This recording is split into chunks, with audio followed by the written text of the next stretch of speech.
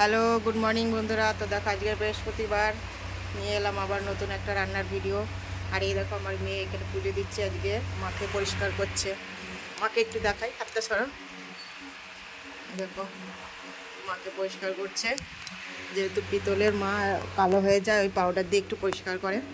তো চলো দেখাচ্ছি তোমাদের আজকে কি রান্না করেছি।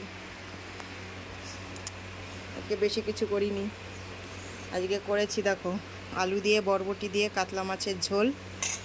আর করেছি এটা কি দেখি কে বলতে পারো, এটা হচ্ছে পটল আর বরবটি মানে সিদ্ধ করে তারপরে একসাথে পেঁয়াজ রসুন টসুন দিয়ে কালো জিরে ফোড়ন দিয়ে এটা কড়াইতে মানে কষিয়েছে। এটাকে কি বলে, ভর্তা, যাই ভর্তা বলি বা ভাজা বলি, কে কী বলো আমার জানি না। আমি বাংলাদেশের লোকরা ভর্তাই বলে অবশ্য, আমি একটু এটাকে ভাজাই বলি।